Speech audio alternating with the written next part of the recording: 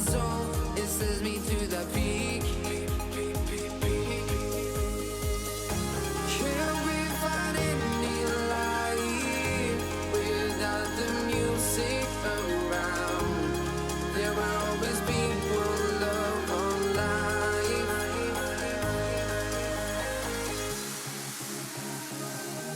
Without no love, you got no regret. Without no revenge, you got no love. I'm melody where I belong in this life.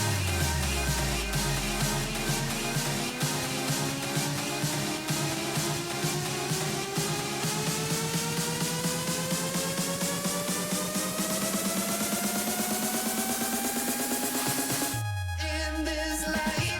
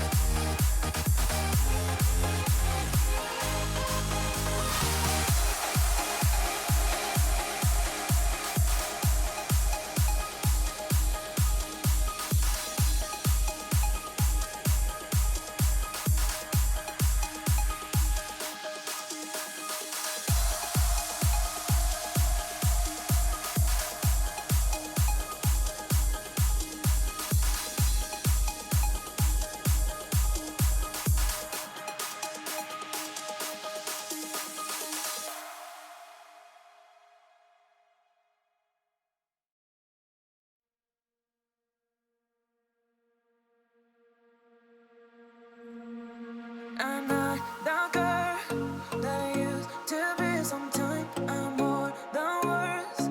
I'm beyond what I once was. I don't believe in love.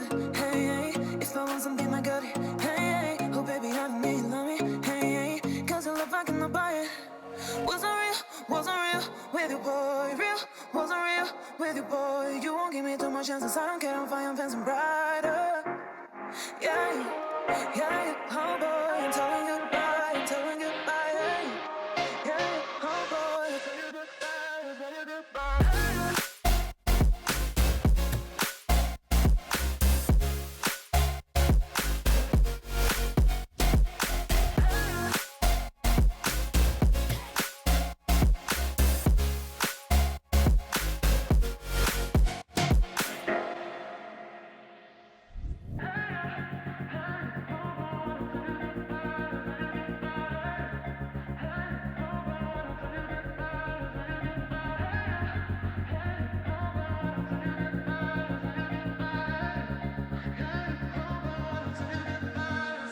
I'm not the girl that I used to be. Sometimes I'm more than words. I'm beyond what I once was. I don't believe in love. Hey, hey. If I want something, I got it. Hey, hey. Oh baby, I don't need you, love me. Hey, hey. Cause your love I cannot buy it. Wasn't real with you, boy. Real, wasn't real with you, boy. You won't give me too much chances. I don't care, I'm fine, I'm fancy brighter. Yeah, yeah, oh boy, I'm telling goodbye, hey. Yeah, oh boy, I'm telling goodbye, I'm telling goodbye.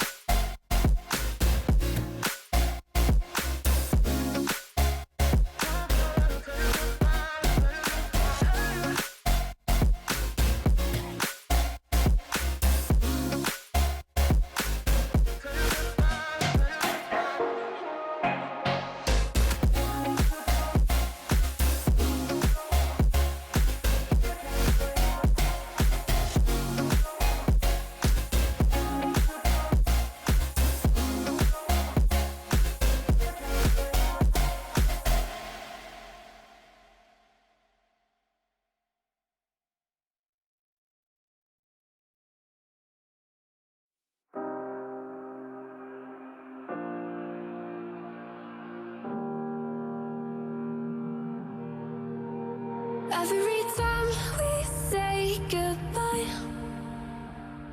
they all see that it's a lie. 'Cause we always give it one last try. Yeah, you've watched me break 1,000 times. Now I'm all alone, 'cause you never show. You say you will, but then you don't. That's how it goes. Don't wanna know. I'm turning off my mind so I get by. I just wanna be happy, happy tonight.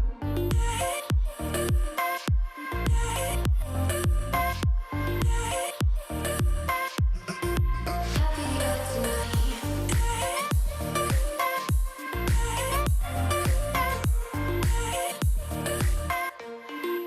Happier tonight. Can't be waiting for you in the morning. I'ma leave without giving a warning. I'ma leave without giving a. But every time we say goodbye, we all know.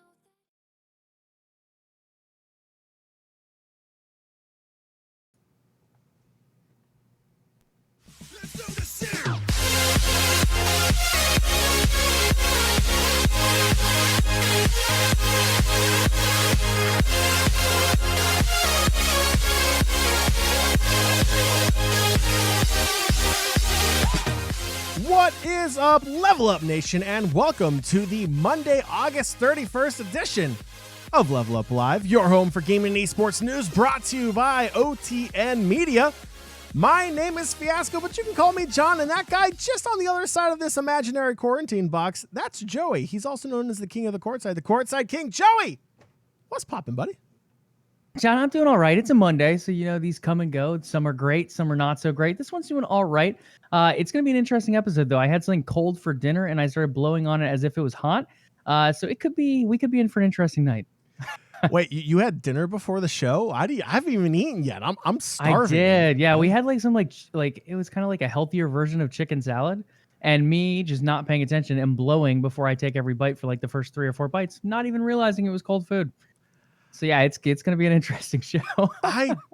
Joey's blowing on cold food, and here I am. My stomach is growling. Hopefully my microphone isn't picking up. But Nation, I guess if you want to follow Joey's weird food rituals, like blowing on cold food, make sure to follow him on Twitter at Courtside King. If you want the instant reactions of head scratching and confusion, follow me at Fiasco. You're watching here live on Twitch. There are those handles right below our mugshots you're currently staring at. And since you're already there, you should be following the show if you're not already on Twitter, Instagram, and Facebook at LvLUp Live. That is at LvLUp Live. And Nation, as always, if you do wish to listen to the podcast version of the show, the LvLUp Podcast is available on Spotify, iTunes, Google Play, and Stitcher. And since you're listening to the podcast already, why not leave us a really cool review? Reviews do go a long way, help grow the show, reach new listeners. So if you do have a moment while you're stuck in your house trying to figure out what you're going to do next, why not leave a really cool review for the LvLUp Live? That would be, Joey, I think that would be pretty neat, right? Oh, Neato Burrito. Neato Burrito. Speaking of burritos, I'm starving still. Thank you, Joey, for eating before the show. Nation, Hollywood is continuing to flock towards esports. A music superstar and the son of an NBA legend is joining with separate organizations.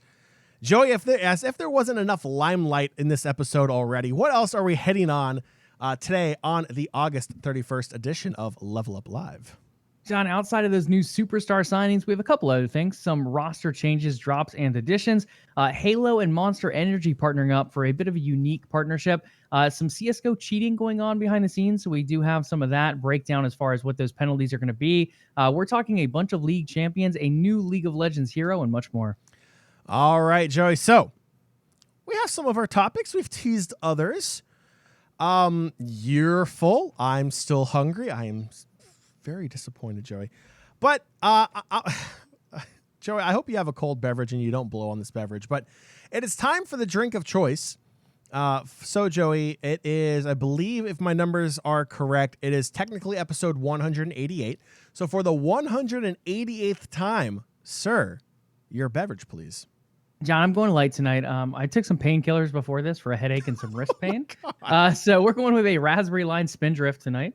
Nice and easy, a little bubbly action for the water side, but nothing alcoholic. So that's seltzer. That's like just seltzer water. Flavored Seltzer water with like raspberry and lime, yeah. Natural raspberry and lime. as opposed to okay. Anywho, As opposed to flavoring, sir. Hello. Tots has called you a pill popper. That is not true. Joey just has a headache because he has to put up with me all day. Nation, get ready to flame me in chat because I don't even care anymore. It is truly strawberry lemonade. It is nutritious and delicious. Probably not that first part. But Joey, we're both having seltzers. Mine is more of the alcohol variety. Yours is more of the goody two shoes variety. I'm not gonna give you too much crap there, Joey. You're not. We'll go bubbly, a little bubbly Let's go variety. Bubbly. Joey, you have your beverage. I have my beverage. I don't want to waste any more time. Let's hop right into today's episode. Let's get right into gaming and esports news. Let's go. Absolutely, sir. Kicking things off is a giant one. 15-year-old son of NBA superstar LeBron James Bronny has signed with FaZe Clan to join their roster of close to 40 streamers now, John. This is huge. Not only are they continuing to pull more and more big athletes in, I believe like Juju Schuster-Smith or Smith-Schuster from Pittsburgh, I believe, is on their roster.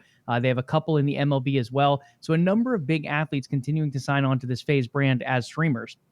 But now they're looking at the younger side.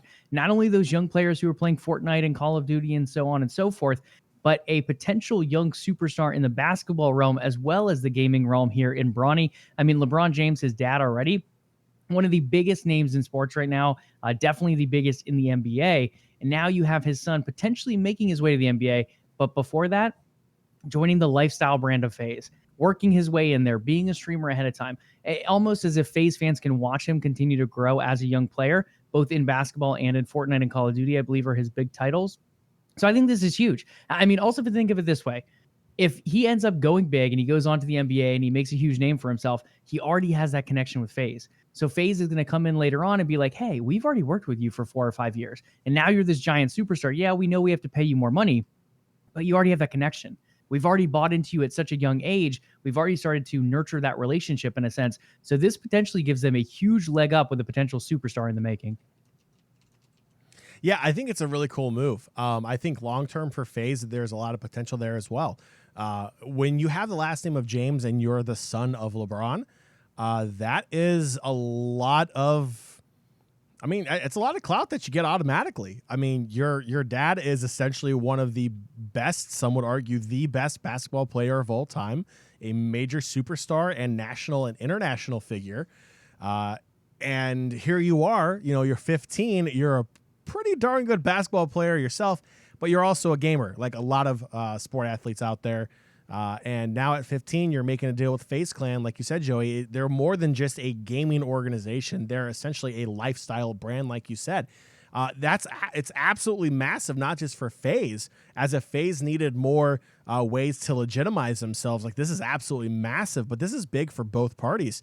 Now Bronny's going to be able to make even a bigger name for himself just outside of the basketball world too, and now in the esports world too, because that's going to cross over. There's a lot of crossover, especially with younger generations, between traditional sports, esports, and gaming. So this is a massive move for both parties involved.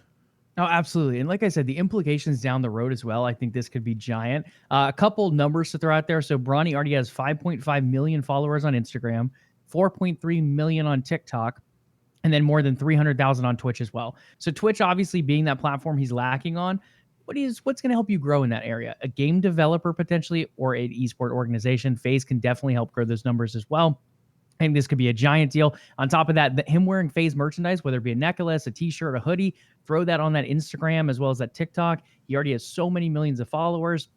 It's a huge benefit for both sides. I think FaZe, again, really investing early on here, and I think it's going to pay off big time later down the road. But that's not the only superstar potentially joining in, John. Post Malone has joined Envy as a co-owner. Since then, fun fact, their Call of Duty team, the Dallas Empire, went on to have an extremely good weekend. Their Valorant team, also a wonderful weekend. And their RL team Rocket League, that is, making some big waves this weekend as well. So Post joins on, not only making some good music, but making some big moves in the esports world, both for himself and for Envy here as well. Yeah, one could say his new COD team was running in circles around the opponent. Joey, I just made a Joey pun. I'm incredibly proud of myself, and I also hate myself at the same time. No, I like this. Post Malone is a huge gamer. I think a lot of people realize that. He's very, very active in the gaming community and the gaming scene as well.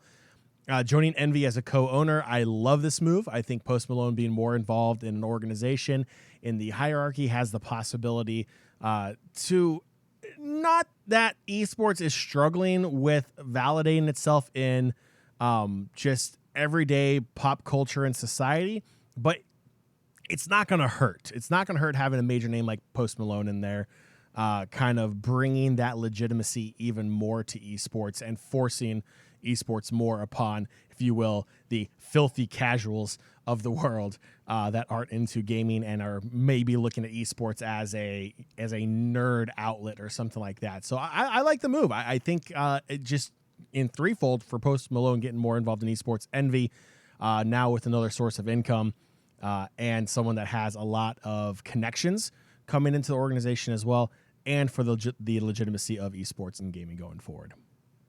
Well, the other thing is, like, if we look at the industries overall, esports and video games absolutely dominate movies and music together. Movies and music combined do not even equal like half of what esports has brought in these last couple of years. So, I mean, that's one big factor here. Yes, Post Malone's doing extremely well. He's doing his tours and everything and so on and so forth. Well, the COVID thing kind of threw that up a little bit. But overall, he's still making albums. He's still doing tours. He's still getting stuff done in that area. But maybe he wants to look at jumping out of the industry sooner than later, or maybe he wants to cut back on his production. Now you have another revenue way of going about that in a sense. He can do stuff with his esports brand. He can continue to jump into this new industry, really not necessarily new, but continuing to grow at a record rate, I would say, in comparison to previous years. So now that we're continuing to see esports on the up and up, more and more people want to get involved. We've seen tons of actors and actresses get involved, musicians, artists of all different styles. Post Malone here, Bronny, LeBron James' son. So I think this is just one thing we're going to see more and more as we go, John. As organizations look for different ways of finding revenue, maybe the league is not giving as much revenue sharing as they want. Maybe players or advertising are just a little bit more expensive than they originally thought. Maybe the marketing deals aren't coming through. If you look to someone like an actor, an actress, a musician, there's definitely more possibility of finding some of that Series A, Series B funding. And I think that's what we see here. Love it. I think it's great. I think Bronny signing on is huge for FaZe and huge for Bronny. And on top of that, I think Post Malone coming in as Envy, like you said, John, another revenue source will definitely not hurt an esports organization on top of all the clout he brings in as well. One team that is not bringing in, but instead letting go is Immortals, and this is their League of Legends squad. They've announced the release of Alltech, Gate, Soaz, Ica, and their coach, GoTo1. John, Immortals was a mess this year. If we're completely honest, this was a giant mess of an organization, at least when it came to League of Legends. Their roster moves were all over the place. They ended up bringing in some of the bigger names in the league and then benching them. Not really the move you'd expect. I mean, jungler in particular. You bring in a world-class jungler from Team Liquid. I can't think. It wasn't Pobelter. It was Xmithy. So they brought in Xmithy. He's supposed to be this big veteran. He's helped a lot of these teams end up doing extremely well in the league. Team Liquid being the previous one beforehand.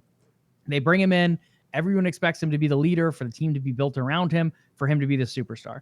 And then Immortals goes ahead and benches him, I believe, a couple weeks into the season. And then they just continued making these questionable moves, bringing academy players up into their main lineup, which, again, in and of itself is not a bad thing.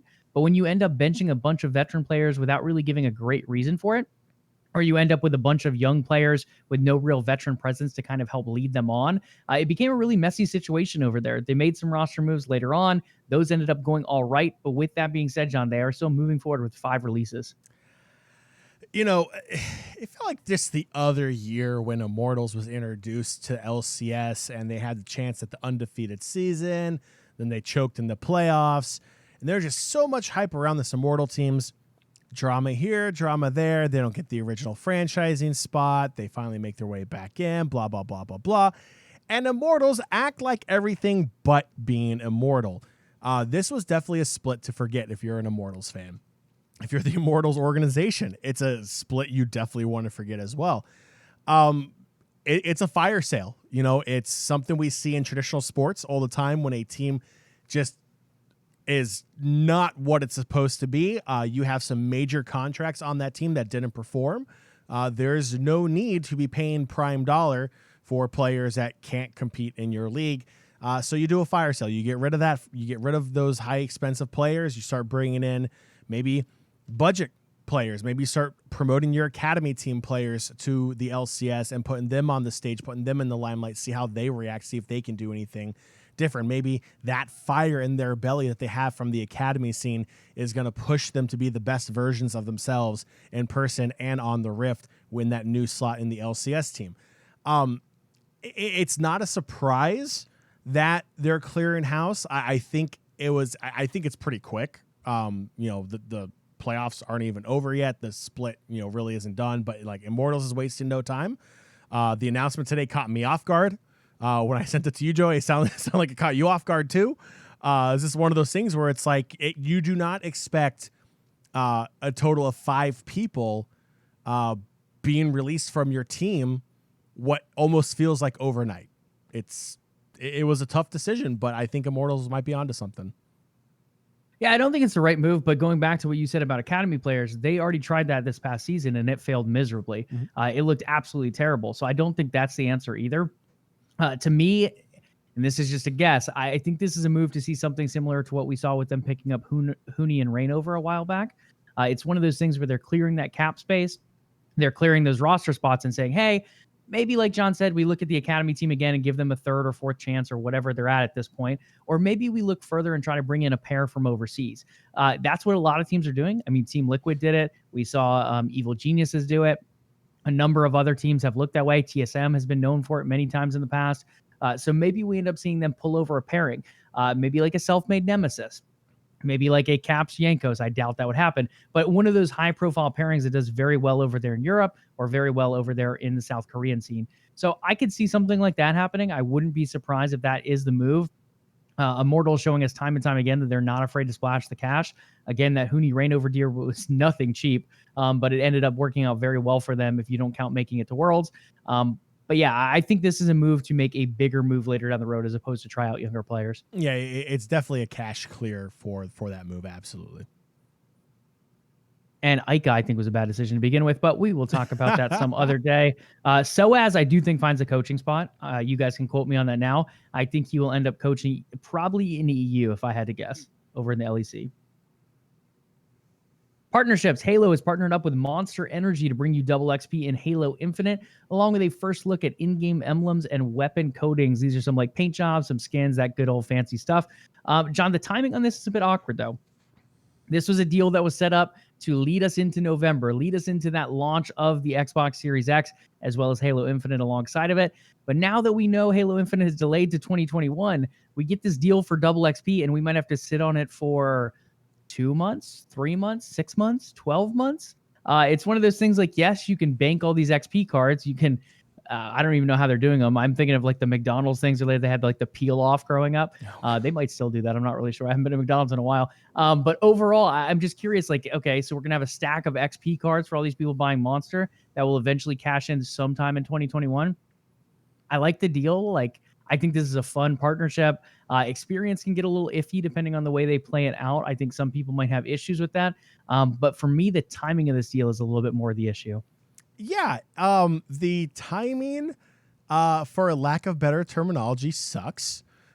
You're what, a week or two after the fact, behind the fact that, they just announced they're going to delay this game. It's, I mean, the hardcore gamer is going to save on to these codes. Double XP is nothing to turn your nose up at, but at the same time, it's like, give me another reason or another way to remember the fact that this title that has so much hype around it, has so much publicity around it, is delayed again. Like it feels like it's just really bad timing. I don't think it's gonna hurt. I think it's going to get the job done for what it's meant to do. I think people are going to buy Monster. They're going to get those codes and they're going to hang on to them. But just from a gamer aspect, it's just another reminder that this game has been delayed to a point where we still don't really know how long it's going to be delayed to. Right. And I think one of the other things that we don't really know the details on is when this deal was signed. This could have been something was signed earlier in the year and like their marketing push for the game leading up to launch. If that was the case, I would have tried to amend it. We really don't know whose stance is on this. Like this could be Monster saying, hey, the deal is signed. This was the plan. This could be Xbox saying we still want to hype it up through launch because it's going to launch maybe in March. Who really knows? So I don't know the 100% what the deal looks like on the back end, what was actually signed as far as these are the dates this deal will run. There's no movement allowed in it if they're just not moving it because they want to kind of keep the hype up. Not really sure. But overall, yeah, the timing just feels a little bit awkward. At the same point, I don't think the deal itself is bad. With that, let's head into Call of Duty League, John. COD has announced it'll be returning to 4v4 for the upcoming season of Call of Duty. This is the one surrounding Black Ops Cold War's competitive scene. Additionally, the league will not look to expand for Season 2. However, it is eyeing expansion in 2022 after a full offline season is able to take place once again. They've been a little shaky during online. We've seen some disconnects. We've seen some let's call it lag issues here and there, some like skipping going on within these online matches. So it's not been the cleanest move to online only for the Call of Duty League. With that being said, we did crown a champion this past weekend, and we will be touching on that. But overall, what are your thoughts of the scene moving from 5v5 to 4v4 heading into next season? I like the move. For Call of Duty League, where there were a lot of question marks around it, especially when COVID hits, and then now you have to kind of adapt back to online play. I think this move is smart for the scene. I think it makes sense. I think the fact that they're not going to expand is probably the best decision. You have a league in its inaugural season not go the way you wanted it to go because of an international pandemic. It's really kind of hard to judge, where this game or this league really does stand in terms of the ability to want to expand. So I do think taking an extra year off the expansion talk makes a whole lot of sense. And I do applaud them for moving back to the 4v4 format. I really do like that quite a bit. Yeah, I'm a big fan of them not expanding, to be honest, for the next season. I think it's one of those things where they showed so many online issues this year working online that adding new teams into that mix could just make it even messier. Again, it all kind of is pending COVID and how this ends up moving forward throughout the worldwide scene as well as through the next couple months and that vaccine being produced. But yeah, I think not expanding is a good move from them. Back to 4v4 I like as well.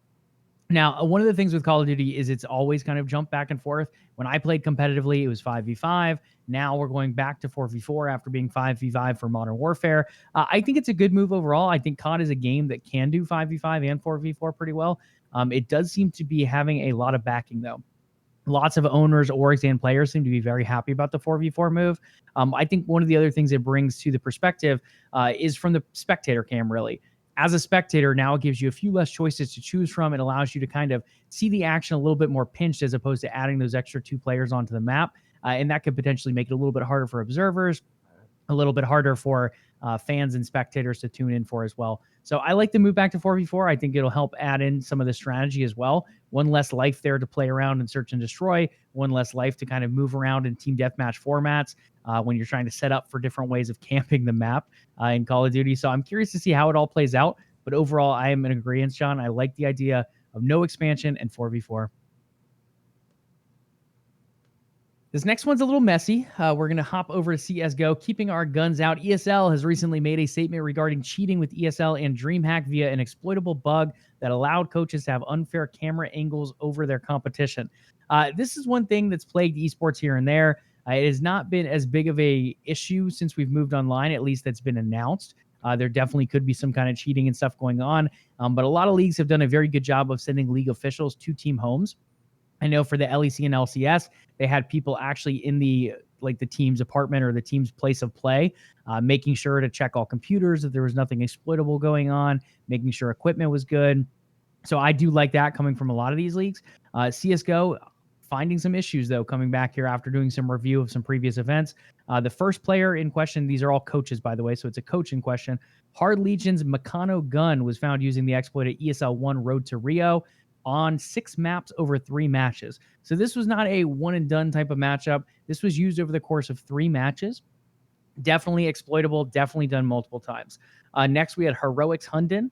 Hunden was found guilty at DreamHack Master Spring in 10 rounds over the course of one map. And then MIBR is dead at ESL 1 Road to Rio. This was 1 round, 1 map. So definitely a big difference here. One going over the course of 3 matches, one going over the course of 1 round on 1 map. Very, very different. One player, again, or one coach, Meccano Gun, will get a 24-month ban. Again, using it 6 maps over 3 matches, you are getting a hefty ban there. That's going to be 2 years, not only from coaching, but from competitive play as well. So he does not have that option to jump over to the player side either. Hunden, with that 10-round 1 map, gets a 12-month ban, and MIBR is dead for that 1 round 1 map, does get a hefty 6-month ban as well. In addition to the bans, John, the team will be retroactively disqualified from tournaments in question and will forfeit their ESL Pro Tour points as well. So regardless of the tournament that they ended up doing it in, that tournament will end up losing its points. If they earned any points, any prize pool, any type of accommodations will be wiped from those teams because of these coaches using these exploits in these particular events. So a big whack over there to CSGO based on some of these exploits being used for these cameras. You know, I've always found this interesting. And it's not just, you know, a first-person shooter thing. It really comes down to every single game where there's going to be bugs, there's going to be glitches, there's going to be exploits in the coding in these games where if people look at it, you can find loopholes and exploit certain things in the game. And in this case, it happens to be a camera angle. It happens to be an unfair advantage. But here's my thing. Like, isn't part of this on the developer of the game itself? Isn't part of this on the people that created this scene? You know, don't they have a role to ensure that these exploits don't get taken advantage of, that if they are discovered, that they go in and they patch it and they fix it so you can't use it?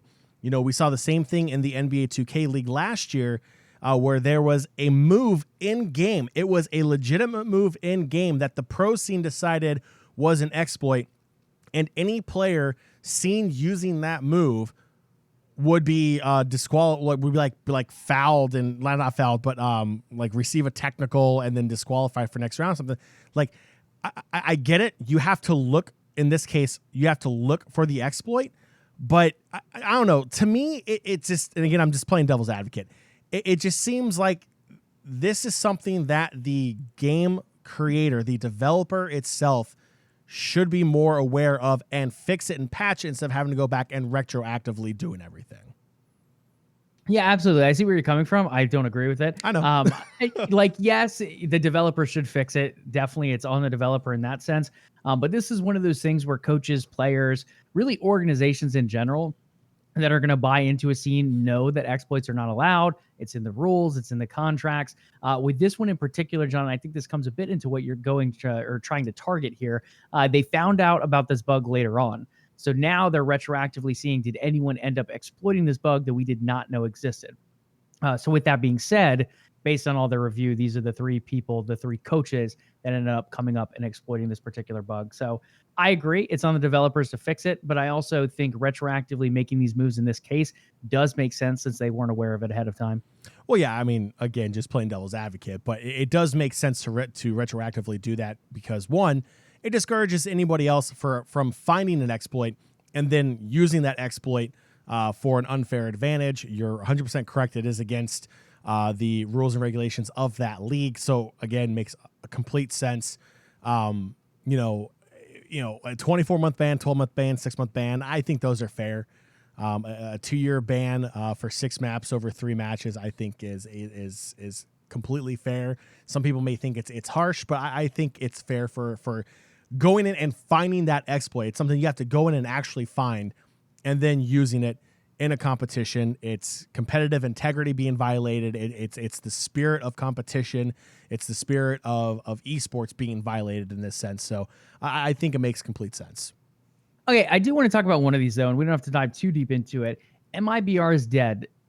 They used the exploit, yes, so Dead ended up jumping onto it, but he did it for 1 round on 1 map. Yeah. This, to me, resulting in 6 months compared to another player getting 12 months for 10 rounds, seems a little excessive to me because you're doubling the amount of months here, but you're barely, like the maps are so much more. You're looking at 10-1 compared to 6 months to 12. To me, I think they overdid the ban there. That almost seems like a mistake. Yeah, for Deadspin, I definitely agree with you. I think that's definitely the one out of these three that lengthwise doesn't make sense. I think maybe like a 3-month ban might make more sense in that case. I mean, it's still, the math still doesn't equal out if you do decide to go 3 months. But I think 3 months, a quarter of a year, is fine in that sense. But 6 months for just doing it once, I do agree. I think that's a little overkill. Absolutely overkill. This next one I'm excited for. We're going to change topics, guys. We're going to go a little bit console-y, a little bit PC here. It's come up on the show before, but now it is officially confirmed. Again, we've mentioned it multiple times, but now Sony has come out and said, yes, you guys were right. Not officially like that, but we kind of took it that way. In a recent corporate report, Sony has stated that it plans to bring more first-party titles to PC in the future. Again, they're not publicizing this a ton. It was just in a corporate report for now. They put it with some stockholders. They put it in their corporate vision. Again, they're not really publicizing it, but it is out there publicly. There's a timetable on releases to PC is my guess. So, John, we're looking at a lot of big franchises at Sony.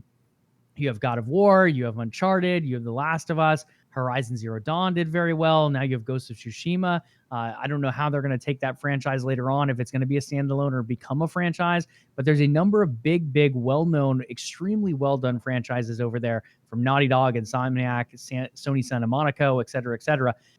And now they're potentially looking at bringing these to PC. I think this is a huge win for PlayStation. I think this is a huge win for gamers. Now, whether you're on PlayStation console, whether you're on PC, you have the option to look into these games, the option to dive into these very well-crafted worlds in a different platform as well. Now, Sony fans, on the other hand, a lot of people saw this very negatively when it first came out. They're like, why would I buy a console then if it's coming to PC? And it comes back to that same argument they keep using against Microsoft and Xbox. Again, to me as a PC gamer, I don't really see that argument. Like, play where you want to play, enjoy it where you want to. At the same point, I get where some of the thoughts are, like maybe Sony will have struggles selling consoles.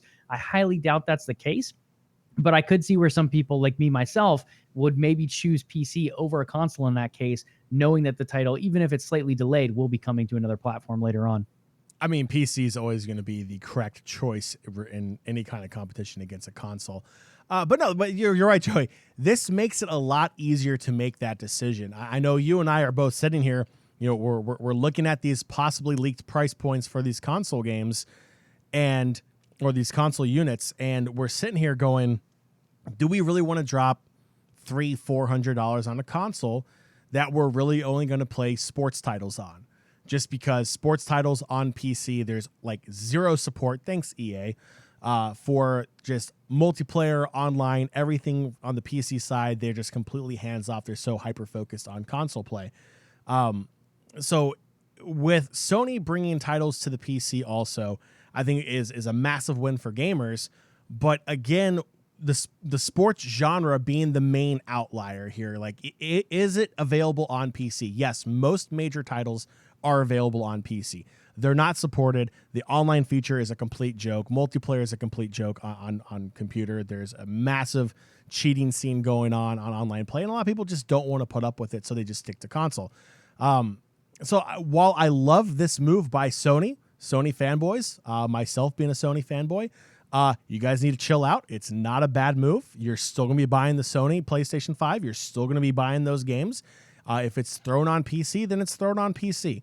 It's as simple as that. Like, it's not that crazy big of a deal in terms of damaging Sony. If anything, I think it helps sell more copies because of it. I don't think it's going to hurt the overall sales of the PlayStation 5 in the next gen more.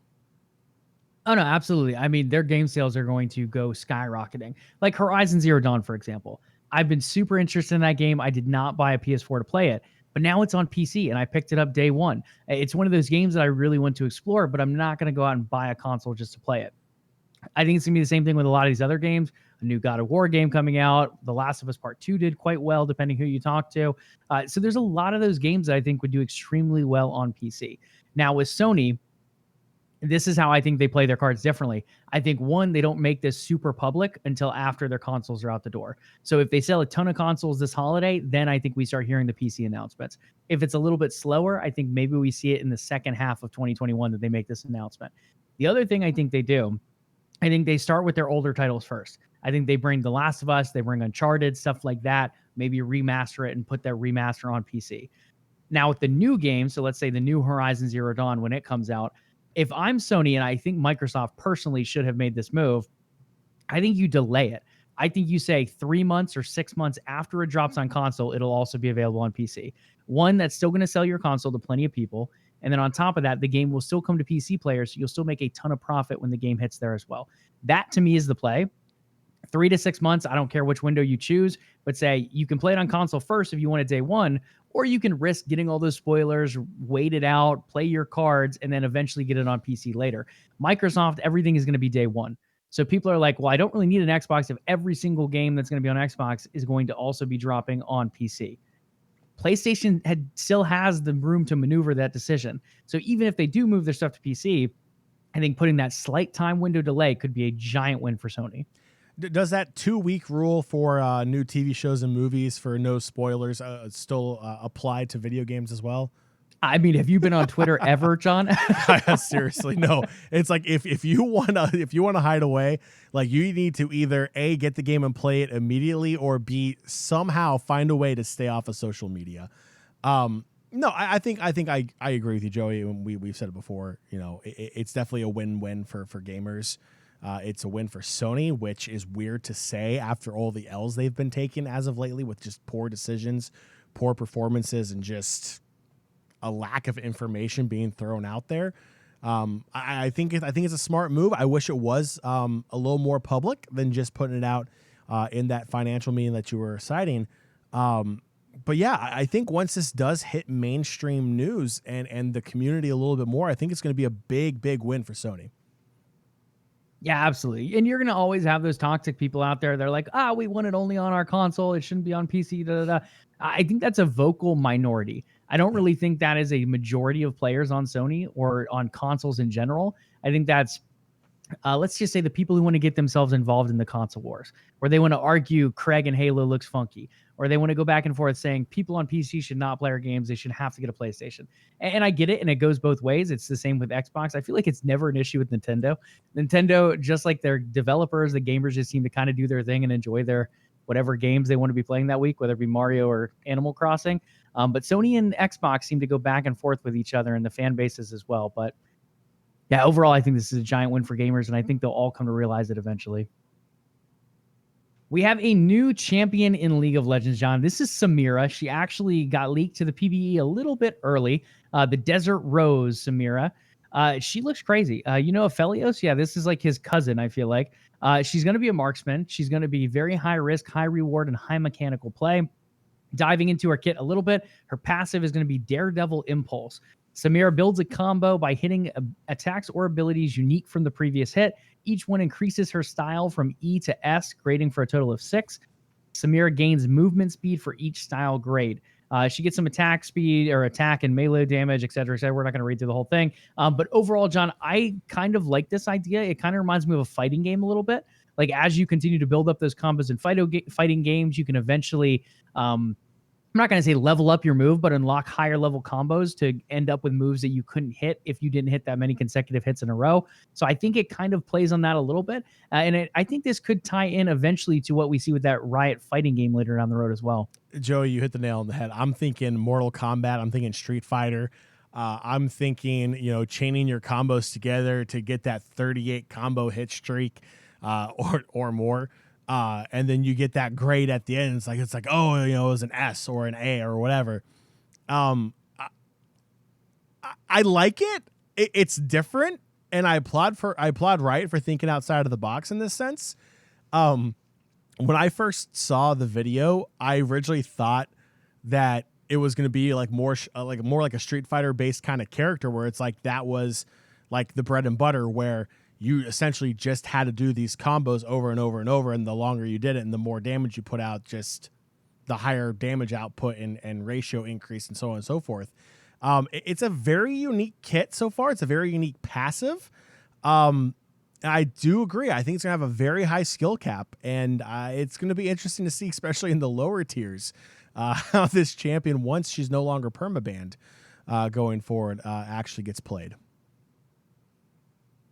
Chat, I think I can confidently tell you guys right now, John and I will not be using Samira. Nope. I don't think we have the mechanical gifts to pull her off quite well, unless maybe we both could use the keyboard and mouse at the same time. Between us hack and slashing a little bit, maybe we could finally land a combo. But yeah, overall, she looks very complex. John, that brings us to her Q Flare. Samira fires a shot dealing physical damage to the first enemy hit. If this ability is cast towards an enemy in melee range, Samira will instead slash with her sword, dealing physical damage. Either hit can critically strike for 25% bonus damage. That is a giant number in League of Legends, guys. So that is a big, big factor, especially later in the game. And then if cast with her E Wild Rush, Samira will strike all enemies in her path upon completion. So again, John, I think this comes down to the number of layers with her. If you're in melee range, it becomes a sword that slashes out. Regardless, you're going to crit for a ton of damage. But if you have this other ability also going on, you're going to strike all enemies instead of just one enemy. So again, tons of different layers and tons of different decisions that really have to be made in a millisecond. Yeah, so as we continue to go through her kit, you'll see she really is a hybrid. She's not exactly your traditional marksman. She doesn't play from afar. She can play up close. She's got that melee play as well. And it's very... it's going to be very hard to counter, I feel like. There's not too many champions that are good both ranged and up close. It's either heavily favoring ranged or heavily favoring melee. And if you get in a position outside of that, then you're completely SOL. So this is a very interesting kit so far. I think the Flare is a very unique and very strong, especially late game, like you said, Joey, ability so far in her kit. I mean, honestly, guys, if I'm comparing her to anyone else, I would compare her to Reaper in Overwatch. I don't know about you, John, but her whole kit feels like Reaper if he had a shotgun as well as a sword in one hand. A lot of spinning, a lot of shooting, a lot of slashing going on. That brings us to her W, Blade Whirl. Samira slashes around for 1 second, damaging enemies twice for physical damage each and destroying any enemy missiles that enter the area as well. That is a big, big factor involved with this. Not only damaging the enemies twice with the physical damage, but destroying any type of projectiles coming into her range as well. Yeah. Jumping over to... Okay, go ahead. Yeah. No, just imagine, like, I'm wondering, like an Ash Arrow, for example. Yeah. This is, for those of you who don't play League of Legends, an ability that kind of can come from any range. It's a projectile, and it can end up with a stun at the end if it ends up hitting. If this can block that, a well-timed W from her could be absolutely game-breaking in a sense. Just the number of ultimates and projectiles she can stop that could be game-changing. Yeah, it's OP. If you can literally stop an Ash Arrow, if you can stop a lot of these ultimate projectiles, this ability... The fact that it's an ability that can stop an ultimate is just, it's nutty. It's insane. We'll see how long that lasts. Well, and if that's the case, yeah. I mean, we could be interpreting that wrong, guys. Again, she just hit the PB, I think, today. We haven't had a chance to test her, nor would our testing probably be super accurate to begin with. No. But there are still questions out there that we need to find answers. That brings us to her E Wild Rush. Samira dashes through an enemy or ally, slashing enemies she passes through and gaining attack speed. Killing an enemy champion refreshes her abilities cooldown as well. So again, just a bunch of spinning, a bunch of dashing, a bunch of damage being dealt here from Samira. And that brings us to her ultimate Inferno trigger. Samira can only use this ability if her current style rating is S. That is a giant factor. So in order to get to this ability, she has to hit those 5 or 6 abilities leading up to this before she can trigger it. Samira will unleash a torrent of shots from her weapons, wildly shooting all enemies surrounding her 10 times over 2 seconds, aka Reaper ult. Each shot dealing physical damage and applying lifesteal as well. Still a Reaper ult. Each shot can also critically strike. So literally, guys, this is the Reaper ult, except with a little bit of sword action thrown in there as well. So she'll be spinning around a lot, shooting a lot, doing a ton of damage. But again, it all depends on her landing that full combo leading up to this one. Yeah, her kit's nasty. Her kit's dirty. She is a slash and dasher. She has an ability that gives her not just attack speed, but the dash as well. So she's going to have mobility. And if you are able to get that combo multiplier up to an S, she is going to be able to mow down a ton of people, tanks included, with how some of these multipliers go into effect. This champion is going to be broken, and I can't wait to hear people who've played her on the public beta get their feedback in regards to this kit and see what actually comes out when she goes live. That we will have to wait and see. More stuff coming this week, though, John. Not only will we see Samira on the PB and get into that action, we do have some upcoming game releases as well. Crusader Kings 3 releases September 1st on PC. Those of you on Xbox Game Pass get that as well on PC. Elder Scrolls Online Stonethorn DLC drops September 1st as well. That one for PlayStation 4 and Xbox One. Hitman, that amazing franchise that many people love, it's heading to Google Stadia. So if you're not afraid of a little bit of lag on your bullets, go ahead and pick that up this week too. And then Marvel Avengers on September 4th. That one drops for PC, PlayStation 4, Xbox One, and Stadia. With that, we'll head into our eSport League updates, kicking things off with NBA 2K. John, we talked about it last week. We were hyped for this weekend. We made our predictions, and boy, they were accurate. WizDG won the series 3-1 over Warriors GC. A wonderful series. The WizDG cred absolutely popping off in the series. The players, I mean, there's so many great things to say about the players, from JBM coming in as that number one pick, from Dayfry and bringing the leadership that he does. Nudini always seeming to go the distance, and once again, bringing it the full distance this time. I mean, this squad is amazing. I love the way they built themselves up, the teamwork around them, the leadership, and then I think also the message, before I turn it over to you, Dayfry, holding up the Black Lives Matter t-shirt when he won MVP. What a beautiful tribute to the NBA 2K community and the Black community as a whole.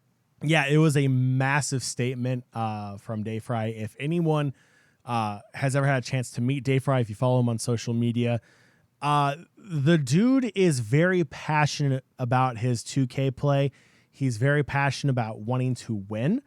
It is something he is definitely hyper-focused on, and it's a good thing. So for him in that moment to put all of that aside, to don that message, to hold up that Black Lives Matter t-shirt, it was powerful. Joey, you and I had the honor to meet with Dayfry multiple times and just hang out and just talk with them. The dude is passionate, and that was one of the, for lack of better terms, like the coolest thing I've seen, where a massive personality like Dayfry in the 2K League was able to put aside his own personal wants in that moment, which was to celebrate and be with his team because they just won a championship, to hold up a shirt that has such a powerful message for what's going on in today's society, was absolutely just perfect and sent the best message possible to the thousands of people watching the finals. It was absolutely fantastic. And don't get me wrong, Dayfry still partied afterwards. I mean, we saw social media pictures. They took to Capital One Arena and they stormed the floor, and rightfully so. But yeah, and, when you take a look at JBM, a rookie who grew up playing tennis, in upstate New York, blows his knee out essentially and focuses now on NBA 2K, becomes a number one overall draft pick, and essentially leads WizDG into the playoffs with the guard play that they've been so desperately needing for the past 2 seasons. To have someone that is able to drop 20, 30, 40 points, but also able to find 10, 12, 15 assists in the same game as well.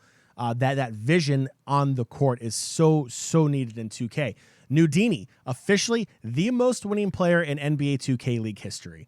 That's something to be said. He spent the last 2 years on the 76ers. Last year, he was in the finals, fell short. This year, he's with WizDG. He's a champion now. Nudini, an absolute brilliant player in the 2K League. You can stick him anywhere, and he performs out of his mind. Just Awkward, another rookie that I feel like goes under the radar, like absolutely crazy. This man is a stalwart on defense.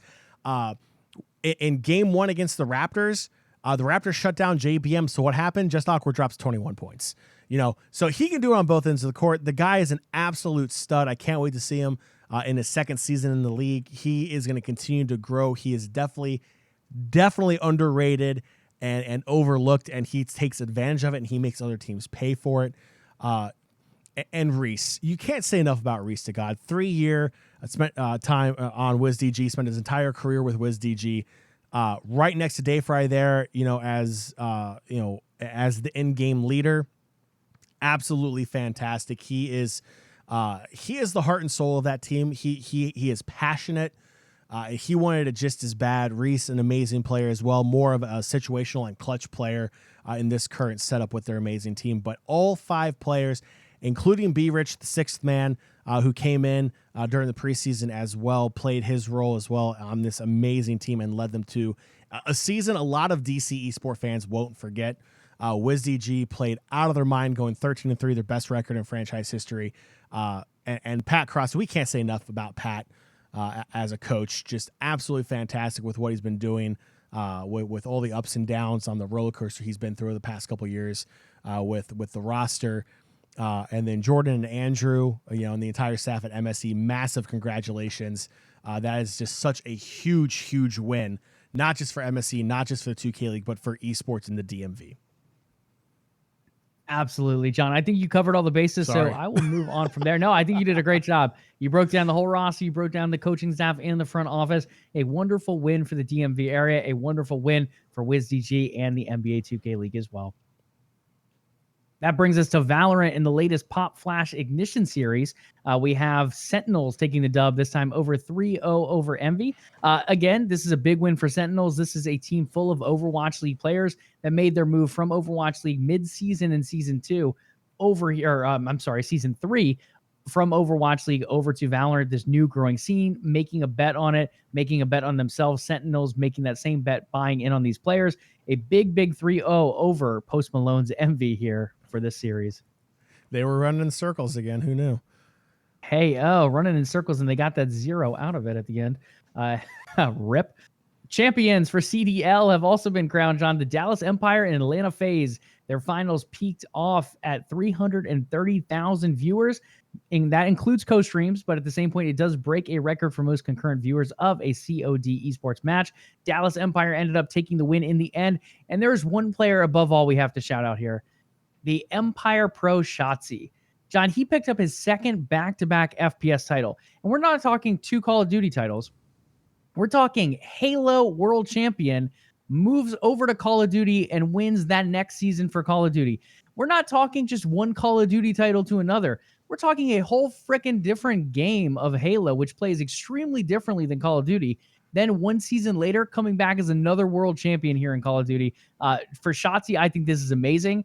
Someone doing this in 2 FPS titles alone is amazing, but doing it back-to-back like he did is absolutely phenomenal. For all you traditional sports fans out there, that would be like if Michael Jordan was able to win the World Series with the White Sox, which we all know would never happen because, 1, it's the White Sox, and 2, aside from like the first month, Jordan was not a very good baseball player.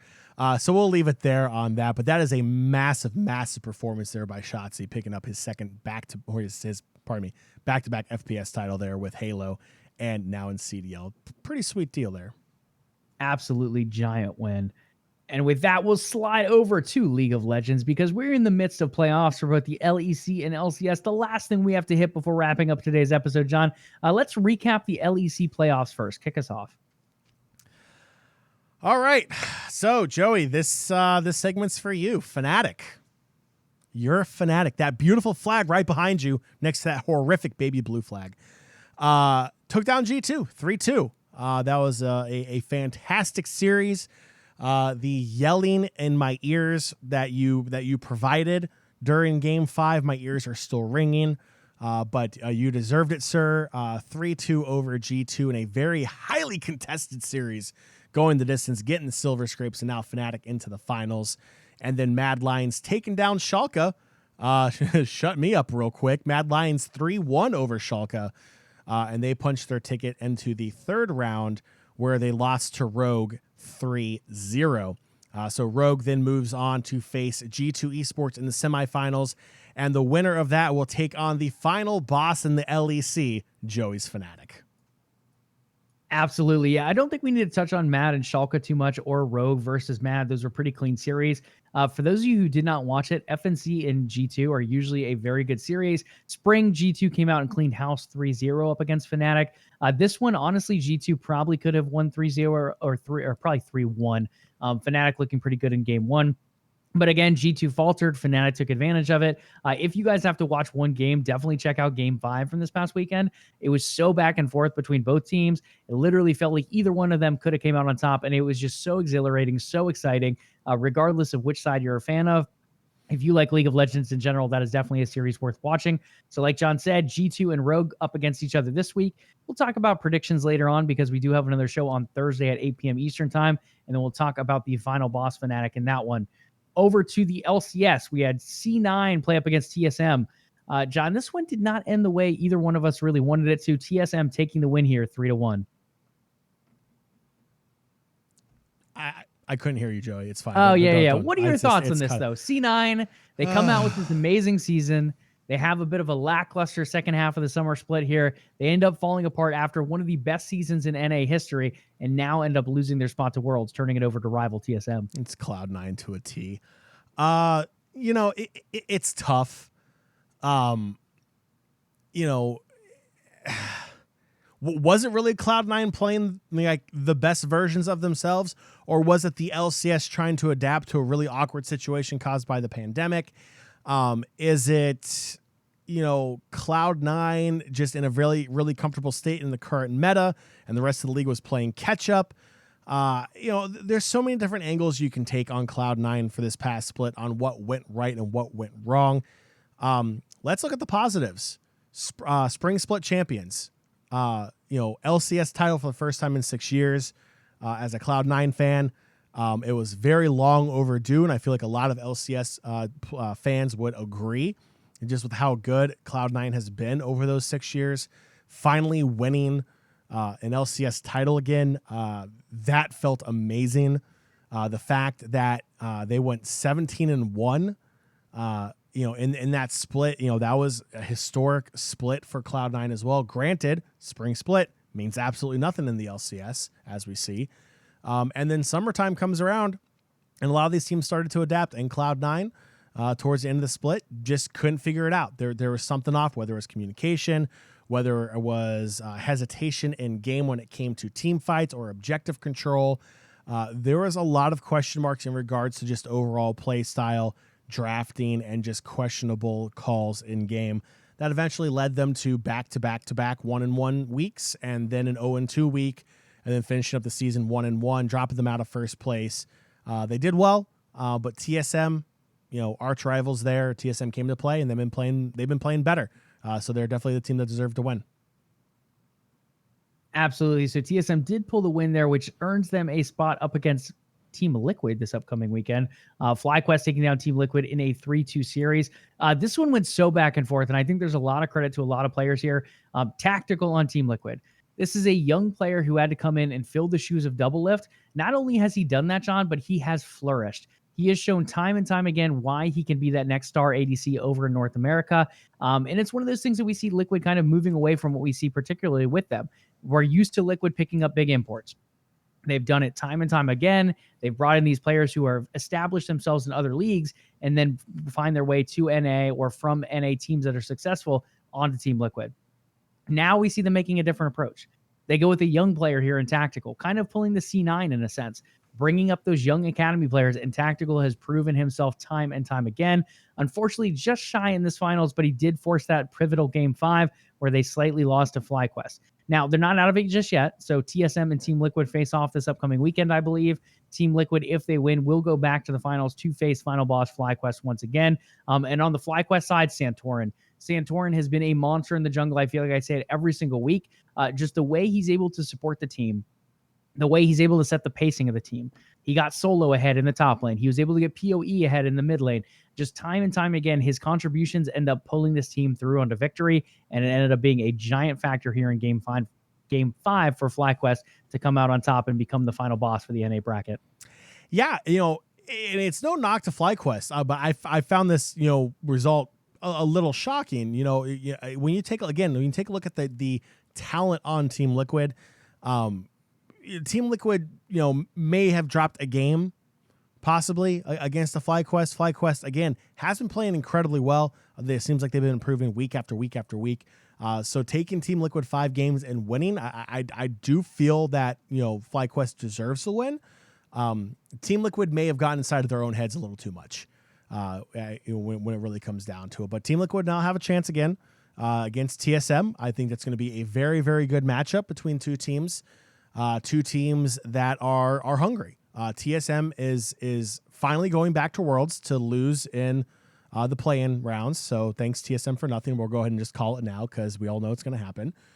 And Team Liquid is looking to pick up another LCS title because they don't have enough already. So I think it's two teams that are very hungry. So I think this third place match to determine who goes to the finals has the possibility of being one of the better series we've seen so far. And that brings us to our Worlds 2020 update, John. These are the teams who have qualified so far for Worlds 2020, set to be held in Shanghai, China. Leading us off with the LPL, we have Top Esports, JD Gaming, SNG. For the LCS in North America, FlyQuest, Team Liquid, and TSM. C9, unfortunately, not making it for the first time in franchise history. We're doomed. LEC, Rogue, G2 Esports, Fnatic, and Mad Lions. Again, Schalke, that miracle run of like 12, 13 games in a row, does fall just slightly short as Mad takes that final spot for the LEC. The PCS, we have PSG Talon, Machi Esports. The VCS, Team Flash. And then over in Australia's OPL, we have Legacy. Last but not least, Sean, I don't have them on this list, but I believe South Korea and the LCK have their qualified teams as well. And just pulling it up, I believe it is going to be DRX, which is Dragon X, Gen G, and Damwon, I believe will be the qualifiers. I'm not 100% sure if that is final just yet, but I believe that is the case at this point. With that being said, if that does end up the factor and T1 does fall short or has fallen short, there will be no returning Worlds winners unless you count Fnatic from Season 1 before Asia was involved in the World Championship. Some people don't really look at that as a full win without Asia being involved. So we could have a completely new Worlds winner here heading into this next Worlds 2020. I'll give it to you, Joey. I was rooting for Fnatic in Season 1. You're fine. I'll give it to you. I mean, this is a big deal, though. Like, we could potentially have a completely new champion. Now, we know G2 Esports has shown time and time again that they can compete. Fnatic has been up there in the semifinals and finals before as well. The LEC really showing and representing quite strongly. But when it comes down to it, these last couple seasons, it has been China with a win, either 3-0 or 3-1, I feel like, in these finals. Just a dominant performance coming out from them. But on top of that, South Korea not really showing the dominance these last couple years either. It is true. South Korea's kind of fallen off a little bit. A lot of star players have jumped over to China as well. It's a very competitive league. I think Korea is still going to be tough in Worlds, but they are definitely behind China now when it comes to regional rankings, I believe. So this Worlds could be very exciting with the possibility of a new world champion that we've never seen before, with possibly the exception of Fnatic, whether you want to say yes or no. But at the end of the day, Fnatic still has a world championship, the only Western team to win an LOL Worlds title. So I still think that counts for something. It could be very exciting, even though Cloud9 is no longer involved.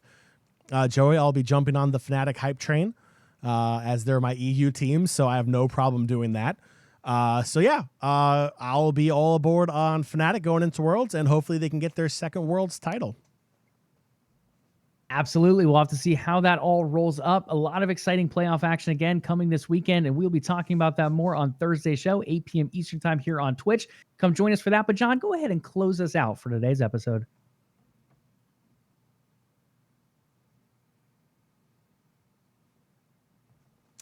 See if I can actually get the music to play here. That might actually help. So fun fact. So there's a soundboard I use for all of our music and sound effects when we actually do them, but they're all on my iPad. And of course, my iPad right before the show decided to die. So had to quickly fix it on my iPhone, and let's see if we can get it to go this time. Like magic. Nation, that will do it for this edition of Level Up Live. But before you go, head over to patreon.com/OTN and consider becoming a part of the Overtime Network. In return, you will get access to exclusive content that nobody else in the world can get, unless they're a part of the Overtime Network. If you haven't already, make sure you follow the show on Twitch to catch the next episode of Level Up Live. If you listen to the show on our podcast feed, leave us a review. LvLUp Podcast is available on Spotify, Stitcher, iTunes, and Google Play. We would love to hear from you. In fact, we love to hear from our community so much, we have other ways for you to interact with us and the show. Joey, where else can LvLUp Nation go to interact with us? LvLUp Nation, head on over to Twitter and hit us up at LvLUp Live. That is LvLUp Live. In addition to that, you can follow us on Twitter and Facebook for our umbrella company, OTN Media, and that is at OTN Media, as well as on Instagram at OTN_media. Last but not least, hit us up with a follow on Twitch. That's twitch.tv/OTN Media. We're live on there with the LvLUp Podcast on Mondays and Thursdays at 8 p.m. Eastern Time. All right, make sure you tune in this Thursday, September 3rd. Joey, it's September already. September 3rd for your latest in gaming and esports news. Do your ears a favor, hit that subscribe button to know when the next episode of LvLUp Live is ready for your viewing pleasures. We will catch you all Thursday. Have a great week and be nice to your fellow gamers online. And as always, Joey, Level up.